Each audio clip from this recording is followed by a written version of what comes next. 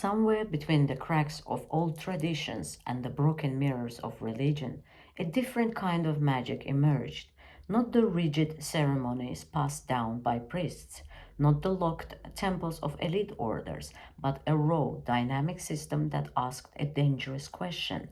What if belief itself was the true source of power? This was the birth of chaos magic. Before it had a name, Aleister Crowley touched the edges of it.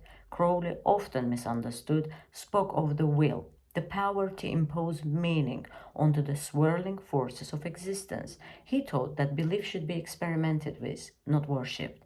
He showed that the magician was not a servant of dusty gods, but an architect of new realities. Later in the 1970s, chaos magic found its true articulation through minds like Peter J. Carroll and Ray Sherwin. Carroll's Liber Null and Psychonaut laid it bare: nothing is true, everything is permitted. A chaos magician chooses beliefs the way a warrior chooses weapons, with precision, flexibility, and without sentimentality. Chaos magic is not about destruction for the sake of destruction. It is about understanding that reality is, at its core, a flexible fabric. It bends for those who know where to push. And in that fluid battlefield of belief and intention, there exists a weapon almost everyone overlooks: laughter. Not the mocking laughter, not the hollow laugh of bitterness, but the genuine, explosive laughter that tears holes in the fabric of perceived limits. Laughter is not an accident in magic, it is a force. To understand why, you must first understand how reality itself is woven. Reality, as you know, it is constructed by collective agreements, layered beliefs, emotional investments stacked over centuries, money, borders, time, social roles, all systems built on maintained belief. All these systems are heavy, sticky. They trap you inside consensus patterns. Chaos magicians recognize that belief is not a prison unless you let it be. Belief is a tool, a lever, and a bridge. To move through reality like a magician, you must choose those beliefs consciously. You must learn to pick them up and put them down as needed. But belief becomes dangerous when it hardens, when it stiffens into religion, ideology, nationalism, victimhood. It crystallizes, and the magician becomes just another prisoner. This is where laughter comes in. Genuine laughter disrupts emotional rigidity. It disarms seriousness, which is the armor of static reality. When you laugh authentically, you are not just expressing joy, you are temporarily undoing the architecture of control in your own mind. You slip free from the tight definitions that normally trap your magic. In the break created by laughter, a magician can slip new commands into the field. New realities can be seeded. The walls of the matrix, usually so firm, become mist for a moment. In chaos magic, this moment is gold. This is not just theory. Ancient cultures understood this intuitively. The Sufi mystics, the whirling dervishes, would erupt into laughter mid-dance, not to mock, but to ascend. They laughed to bypass rational thought and enter pure experience. In Norse traditions, berserkers howled before battle, using sound to charge themselves beyond fear and hesitation. It was a sacred frenzy, a controlled chaos that made them almost invincible.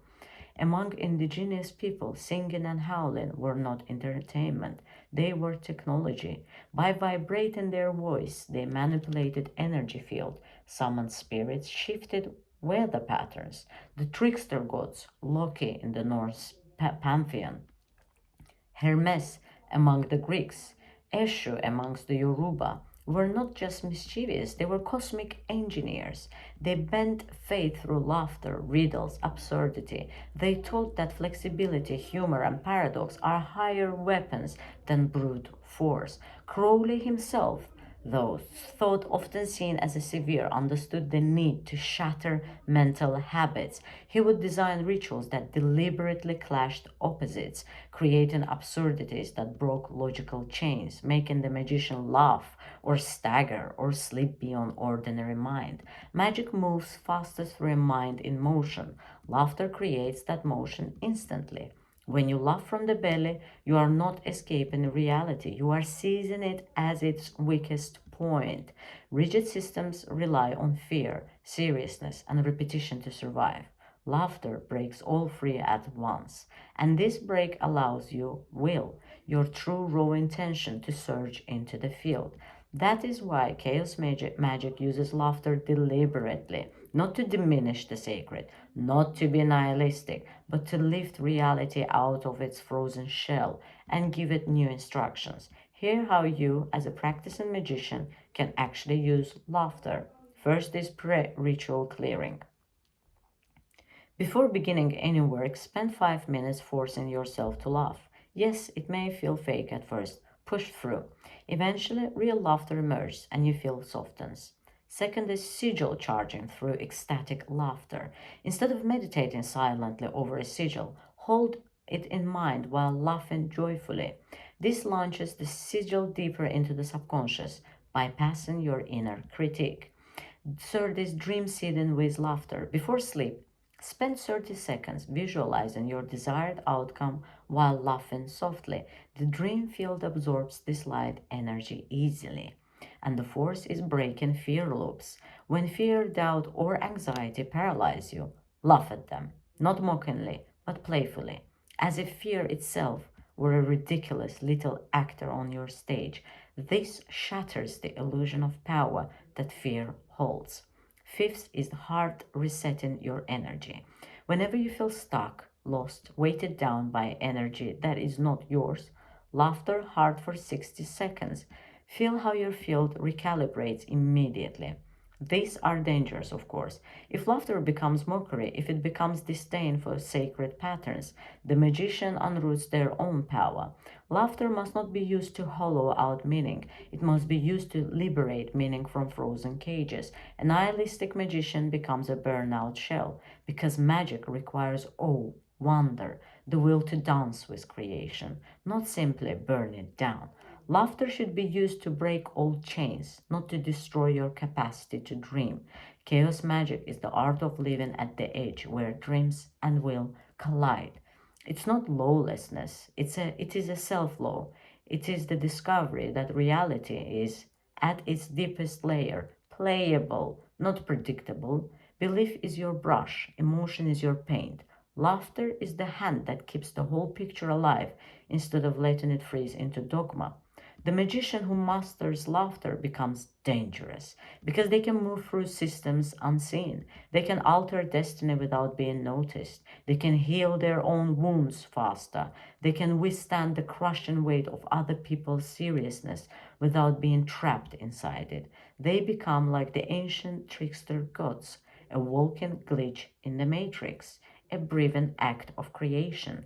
When you laugh after casting a spell, when you laugh while holding your intention steady, you are not weakening the spell. You are slipping it deeper into the cracks of reality where it can grow without resistance. You become invincible to doubt, invincible to fear. You move through timelines like a shadow at sunrise. Crowley said that magic is the science and art of causing change to occur in conformity with will. He did not say it must always be grim. He did not say it must always be heavy. Magic can be light, it can dance, it can laugh. Because at the deepest level, the universe itself was born not in sorrow, but in explosion, expansion, and motion. You are part of that explosion still. You are the laughter of stars folded into human form. You are the spell. You are the dreamer, and the dream rewoven again and again. So, when you feel trapped, when you feel that life has solidified into something too heavy, too predictable, remember what chaos magicians knew. Laugh, not because nothing matters, but because everything does, and you are free to move within it. Laugh as you plant your intentions. Laugh as you cast your spells. Laugh as you design your new life, and watch how the walls fall away. Watch how timelines reshape. Watch how the game tilts in your favor. Because reality is flexible, magic is alive, and laughter is your forgotten weapon. Use it wisely, and use it often. And never ever forget who you are when you do.